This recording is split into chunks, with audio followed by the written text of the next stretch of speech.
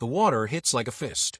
Not the gentle embrace of summer surf, but a cold so absolute it steals the breath before you've drawn it, seizes the chest and refuses to let go. You drop beneath the surface, and the weight follows, 80 pounds of brass and canvas, lead boots, rubber hose snaking back to the compressor on deck, steel tools strapped to belt and harness. The Mark V helmet magnifies every breath, every rasp of air cycling through the valves. You sink through green-black water, visibility measured in arm's length, maybe less. Above, the muffled thud of artillery.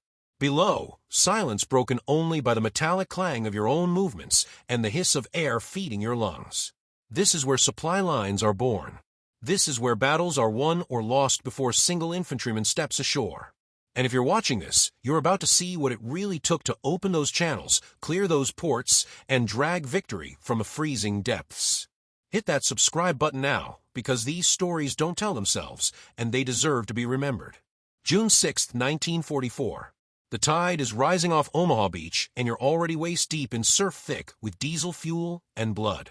The LCVPs are grinding ashore, ramps dropping into hell, but between the landing craft and dry sand lies a maze designed to rip hulls open and drown men by the hundred. Belgian gates, steel frames 10 feet tall, braced with girders and spiked with mines. Element C obstacles, slanted logs tipped with teller mines that detonate on contact. Hedgehogs and check hedgehogs, welded rails jutting at angles that funnel boats into kill zones. The Germans have had months to plant this garden of iron, and now it's your job to tear it out while mortars bracket the water and machine gun fire stitches patterns across the foam. You move in teams of 2, sometimes 3. One diver works the torch, the other carries the charges. No radios underwater, just a lifeline running back to the beach party, and signals transmitted by tugs on the rope. 1 pull, all clear. 2 pulls, move forward. 3, trouble. 4, get me out now. You wade through chest-high water, leaning into the current. The equipment fights you. The Mark V helmet weighs 35 pounds. The breastplate another 25. Boots 12 pounds each. The cutting torch strapped to your side, spare tanks, demolition charges packed in rubber. It all adds up. Your feet drag through sand and shell fragments, stumbling over submerged debris you can't see. The water is murky with churned silt and oil slicks, opaque as dirty milk. You reach the first obstacle by feel, hands sliding over barnacle-crusted steel until you find the seam. The torch ignites with a pop, and a shower of sparks that die instantly underwater. You switch to the hacksaw. Back and forth, the blade singing against metal, muscles burning with cold and exertion. Each stroke is slow, deliberate.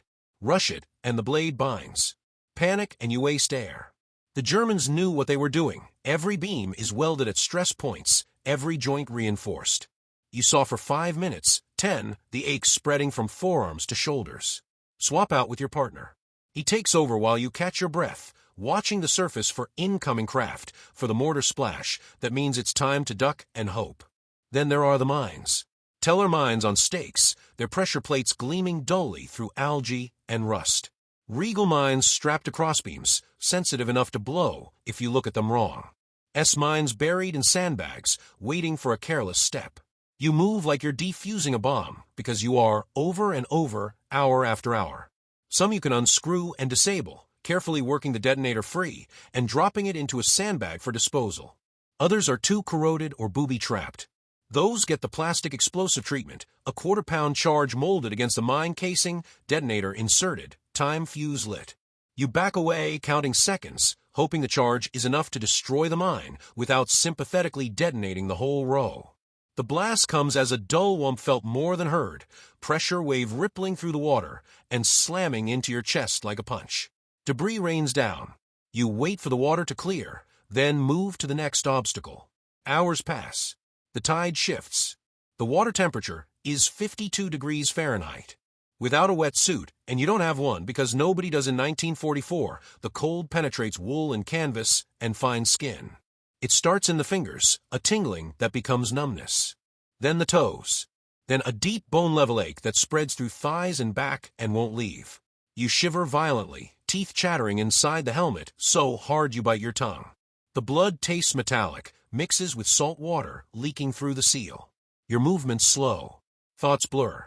This is the edge of hypothermia, the point where the body begins shutting down non-essential functions to preserve the core. You keep working because there's no other option. The landing craft need clearance. The tanks need to roll ashore. The infantry needs cover. If you stop, men die. It's that simple, that brutal. So you saw and you plant charges and you drag obstacles into deeper water where they can't threaten the boats, and when your shift ends, if it ends, you haul yourself onto the beach and collapse in the sand, shaking so hard you can't hold a cup of coffee without spilling it. The underwater demolition teams call it Hell Week for a reason. Not the training week, that's brutal enough, but the operational tempo once the invasion starts. Normandy is just the beginning. You clear the beaches, then you clear the approaches. Wrecked landing craft litter the shallows, twisted hulls blocking access for follow-on waves. You cut them apart with torches and drag the pieces aside. Sunken Sherman tanks, half-submerged trucks, pontoon sections, everything gets cataloged, surveyed, moved, or demolished. The work is methodical, exhausting, and it never stops. Fresh obstacles appear with each tide. Mines break loose from their moorings and drift into cleared lanes. German sappers sneak out at night and replant defenses. You go back into the water at dawn and start over. Salerno, September 1943. The harbor is a graveyard of ships. The Germans scuttled everything they couldn't evacuate: freighters, fishing boats, barges, even a light cruiser rolled onto its side with the superstructure breaking the surface like a rusted tombstone. The holes block the main channel, a bottleneck that strands supply ships offshore and forces everything through a narrow passage the Luftwaffe targets twice a day. You swim through the wreckage, mapping the obstructions, planning the cuts. The cruiser is the worst. Its hull is 2 inches of hardened steel, impervious to hacksaws and resistant even to cutting torches. You set charges instead, shape charges that focus the blast inward, punching holes through the plating. The trick is placement. Too high and the ship settles, but doesn't break. Too low and you blow out the seabed and accomplish nothing. You dive again and again, gauging angles, checking welds, feeling for weak points.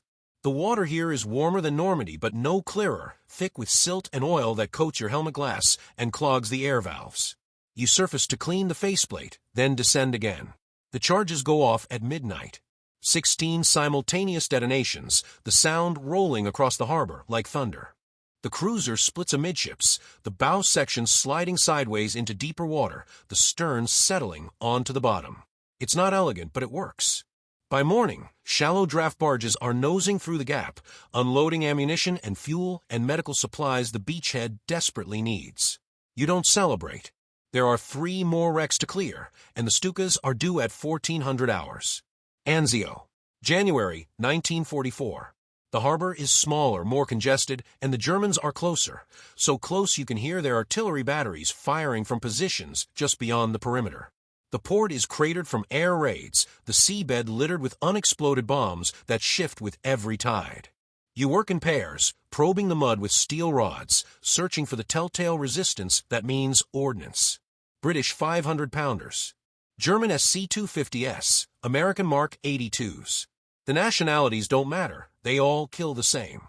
Disposal is handled by the specialists, Royal Engineers and Navy UDTs who've seen more bombs than you've had hot meals.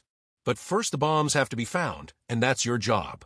You sweep the harbor floor in grid patterns, marking finds with buoys, logging positions on hand-drawn charts.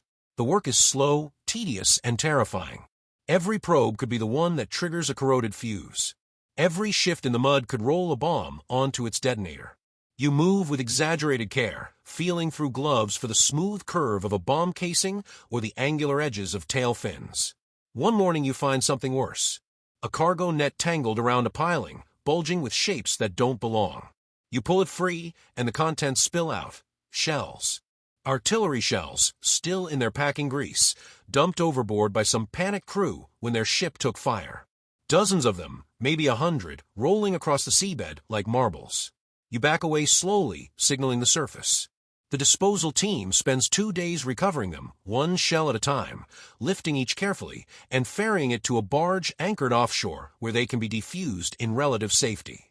Relative because nothing about this work is safe. You've seen what happens when a charge goes off prematurely. The surface boils, a column of water rises 20 feet, and whatever was underneath isn't there anymore. The Scheldt Estuary. October, November 1944. Antwerp's port is intact, captured by the Allies almost undamaged, but the Germans hold both banks of the river leading to the sea. The estuary is 60 miles of twisting channels, tidal flats, and fortified islands, and until it's cleared, Antwerp might as well be on the moon. The Canadians push overland, fighting house to house through flooded polders, while the Royal Navy clearance divers go into the water. The estuary is a nightmare. Currents run 6 knots at peak tide, strong enough to rip a diver off his feet and slam him into pilings or drag him under barges. Visibility is 0. The water is brown with sediment, thick as soup, and cold enough to induce hypothermia in under 30 minutes. You navigate by compass and by feel, following guide cables stretched between marker buoys, counting your kicks to estimate distance. The Germans mind everything: the channel, the shallows, the approach to every dock and wharf. Oyster mines anchored to the bottom, waiting for a ship's hull to pass overhead. Floating mines held at depth by cables, bobbing in the current like jellyfish. Ground mines buried in the silt, triggered by magnetic sensors or acoustic fuses. You clear them the same way you cleared Normandy. Find, identify, disable, or destroy. The tools are familiar: wire cutters, saws, demolition charges. The environment is not. The current makes every movement a fight. You brace against pilings, hook safety lines to underwater structures, and inch forward, sweeping with your hands because you can't see your own fingers in front of your faceplate. When you find a mine, you mark it with a buoy and move on. The disposal team comes behind, working from small boats, hauling the mines up with block and tackle or detonating them in place if they're too unstable to move. The explosions are constant, a background rhythm to the operation: boom, wait, boom, wait, boom. Each one clears a few more yards of channel. Each one brings the port a little closer to operational. The cold is relentless.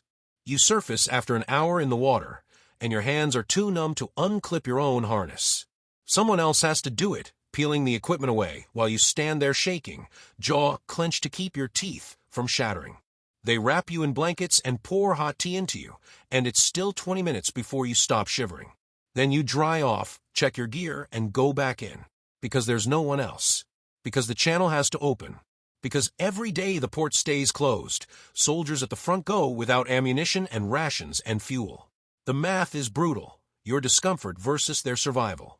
It's not even a choice. By mid-November, the channel is open. The first convoy reaches Antwerp on the 28th, Liberty ships and tankers steaming up the skeletal line that stretches to the horizon. The port explodes with activity: cranes swinging, trucks rolling, supplies flowing into Belgium and on toward Germany.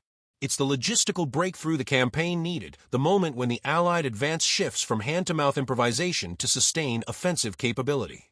And it happened because a few hundred divers spent weeks freezing in the dark, cutting away obstacles nobody could see. You don't think about the big picture when you're underwater. You think about the next cut, the next mine, the next breath. You think about keeping your fingers working despite the cold. You think about not making a mistake because mistakes kill you, your partner, the men waiting on the surface. The fear is constant, a low-grade hum beneath every action. Not panic, not terror, but a cold awareness that you're one error away from oblivion. A fuse that detonates early. A cable that snags and pulls you under. A current that drags you into debris and pins you there while your air runs out. You've heard the stories. You know the names. Petty Officer Williams, caught in a blast wave and never found. Seaman Douglas, whose helmet seal failed and who drowned before they could pull him up. Lieutenant Morrison, who surfaced too fast and died of the bends 12 hours later, convulsing in his bunk while the medics stood helpless. The dead are always with you, a reminder that the margin between success and disaster is measured in seconds and inches. The equipment fails more often than it should. Compressors break down, air hoses leak, helmet seals crack. The rebreathers the UDT teams use in the Pacific are better for stealth work. No bubbles to give away your position, but they're finicky, prone to carbon dioxide buildup that leaves you dizzy and gasping. You monitor your breathing constantly, forcing yourself to exhale completely, purging the bad air before it accumulates. The gauges help when they work, but half the time they're fogged or broken, and you're flying on instinct and experience. You learn to recognize the symptoms. Headache, too much CO2. Tingling in the fingers, nitrogen narcosis. Tunnel vision, not enough oxygen. Each one is a warning, a signal to abort and surface before the problem becomes critical. But surfacing means leaving the job unfinished, and there's always pressure, spoken and unspoken, to push a little farther, stay a little longer, get one more obstacle cleared before you come up. The improvisation is constant. Officially, you have procedure manuals and safety protocols. In practice, you make it up as you go. Need to cut through a steel beam, but the torch is out of fuel? Use the hacksaw, even if it takes an extra hour. Cable too short to reach the next obstacle? Splice in an extension and hope the connection holds. Demolition charge damp from seawater? Wrap it in rubber sheeting and pray the fuse lights. You cannibalize broken equipment, trade supplies with other units, scrounge parts from wrecked landing craft. The Seabees are miracle workers. Give them a pile of scrap, and they'll fabricate a tool nobody's ever seen before, but which does exactly what you need. The Royal Engineers have a gift for explosive improvisation, shaping charges out of materials that should never work, but somehow do. You share techniques, compare notes, steal ideas from each other. There's no room for inter-service rivalry when you're all freezing in the same water. The camaraderie is what keeps you going. You trust your dive partner with your life because you have to, literally. He's the one watching your air hose, the one who'll drag you to the surface if you pass out, the one who'll cut you free if you get tangled. You know his rhythms, his signals, the way he moves underwater. He knows yours. The bond is deeper than friendship, forged by shared danger and mutual dependence. You eat together, sleep together, joke together when you're not working. The humor is dark, gallows laughter that lets you process the fear without drowning in it. How cold was it today? Cold enough I forgot I had toes. Find anything interesting? Yeah, enough ordnance to level a city block. Marked it for the disposal boys. Good. Let's get some chow before they send us back in. Food is a constant obsession. The cold burns calories at a terrifying rate, and you're always hungry, always chasing enough fuel to keep your body functioning. The cooks do their best, serving hot meals whenever possible, stew, bread, coffee thick enough to stand a spoon in. You eat mechanically, shoveling food down without tasting it, then go back for seconds, thirds. Weight drops off despite the calories. You see it in your reflection, in the hollow cheeks and shadowed eyes. You feel it in the way your uniform hangs loose, in the way your belt needs another notch tighter. The exhaustion is cumulative, building day by day until it's a physical presence, a weight that presses down and won't lift.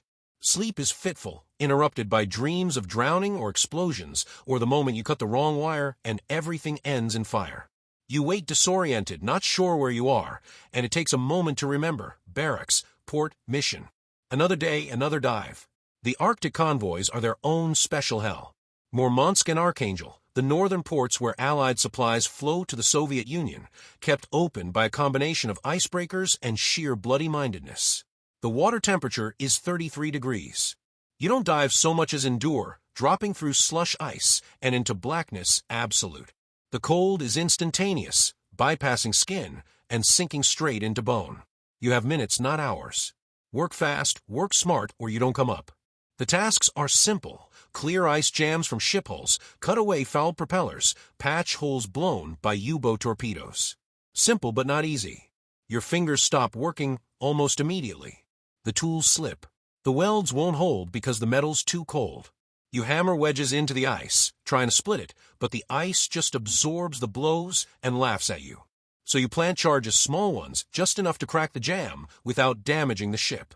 The blasts are muffled by the ice, soft whumps that send shock waves through the water and shake loose the debris. Coming out of the Arctic water is worse than going in. The air temperature is colder than the sea, and the wind cuts like a blade. Your wet suit, when you have one, freezes solid, turning into armor that cracks when you move. They strip the gear off and rush you into a heated compartment, but the warming process is agony. Your body fights it, nerves screaming as circulation returns, every inch of skin on fire. You shake uncontrollably, muscles seizing in spasms you can't prevent. Someone forces hot soup into you, holds the cup because your hands won't, and you drink even though your throat doesn't want to swallow. Gradually, slowly, the shaking subsides. The pain fades. You're left hollow, wrung out, too tired to move, but knowing you'll have to, because the convoy doesn't wait. The consequences ripple outward in ways you never see directly, but understand instinctively. A channel cleared means supply ships reach port. Supply ships reach port means trucks roll inland. Trucks roll inland means ammunition reaches artillery batteries, fuel reaches tank columns, food reaches infantry squads. The infantry holds the line, the tanks advance, the artillery suppresses enemy positions, and the offensive continues. Break any link in that chain, and the whole operation grinds to a halt. You're the first link, the foundation everything else rests on. The weight of that responsibility never leaves you. It's there when you drop into the water, when you cut through the obstacles, when you surface after another shift and see the landing craft moving through the cleared lane. You've done your part. The war can continue. Not everyone makes it. You lose people, not many, not like the infantry loses them, but enough that their absence is felt. A diver who doesn't surface when his shift ends. A disposal tech who miscalculates a charge. A boat crew caught by artillery fire while tending lines. Each loss is personal, sharp, a reminder that luck is finite and time is borrowed. You attend the memorial services when there are bodies to bury, stand at attention while the chaplain reads the words, and then you go back to work. There's nothing else to do. The dead are honored by finishing the mission, by clearing the channels, then opening the ports and keeping the supplies moving. Their names go on the rolls, their families get telegrams, and you carry the memory. December 1944. The Scheldt is open, Antwerp is operational, and the supply situation in northwest Europe stabilizes. The front lines push into Germany, the Bulge is fought and won, and the endgame begins. You're still diving, still clearing, but the work shifts. Fewer combat operations, more reconstruction. Ports damaged by years of war need repairs, pilings replaced, channels dredged, docks rebuilt. The urgency is different, less immediate, but no less important. Europe is wrecked, infrastructure shattered, and getting the ports running at full capacity is essential for recovery. You swap your demolition charges for welding torches, your combat gear for construction equipment. The water is still cold, the work is still hard, but the incoming fire has stopped.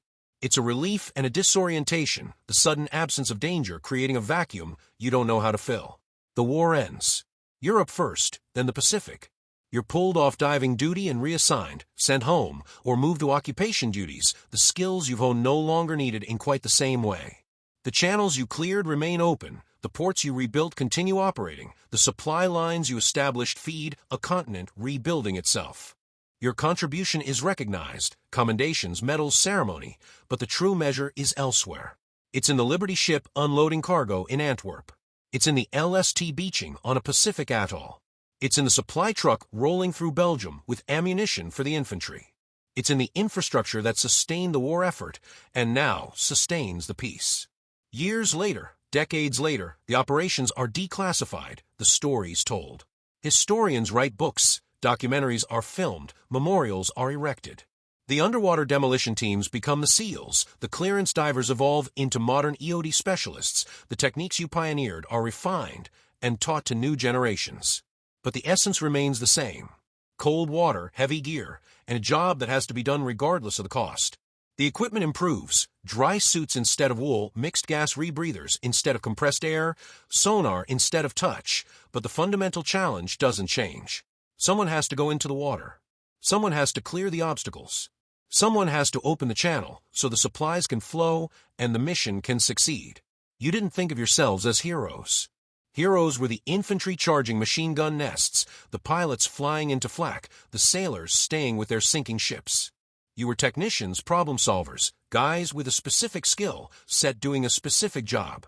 The fact that the job involved freezing water, live explosives, and constant danger was incidental. It needed doing, so you did it. That pragmatism, that quiet competence is its own kind of courage, the courage to return to the water day after day, knowing the risks, accepting them, and doing the work anyway.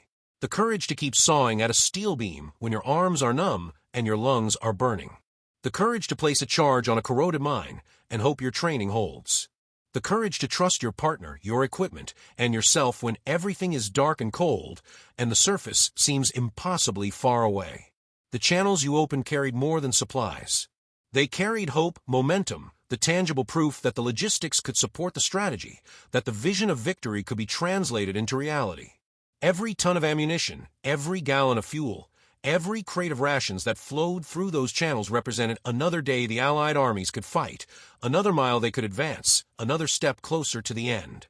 You made that possible. Not alone, never alone, but as part of a vast, interconnected effort that spanned oceans and continents. Your piece of that effort was underwater, out of sight, often unacknowledged. But it was essential. Without you, the landing craft beach in killing zones and stay there. Without you, the ports remain blocked and the supplies pile up offshore. Without you, the armies stall and the campaigns fail. With you, the channels open, the supplies flow, and the war moves forward. The water was cold. The gear was heavy. The hours were long, and the risks were real. You worked until your body gave out, then rested just enough to work again. You improvised, adapted, and overcame because there was no alternative. You trusted your training, your partners, and your own ability to endure. And when the job was done, when the channel was clear and the ships were moving through, you allowed yourself a moment of satisfaction before moving on to the next task. Because there's always a next task, always another obstacle, always more work to be done. These stories matter. They matter because they're true, because they illustrate the human cost of logistics, because they remind us that victory isn't just won on battlefields, but in frozen channels and crater harbors and tidal estuaries, where the work is invisible but indispensable. If these stories resonate with you, if you want to hear more about the unsung efforts that shaped history, hit that subscribe button and turn on notifications. There are more stories to tell, more voices to amplify, more history to preserve. The divers who opened those channels deserve to be remembered, not as footnotes, not as statistics, but as the skilled, determined, courageous individuals they were. Their legacy is the infrastructure they created, the supplies they enabled, the lives they saved by doing a job most people never knew existed. That legacy endures, carved into the seabeds of Europe and the Pacific, written in the open channels and operational ports that testify to what can be accomplished when skill, courage, and necessity converge. Remember them. Honor them. Share their stories. Because cold water and heavy gear are just the beginning. The real story is what they achieved despite them.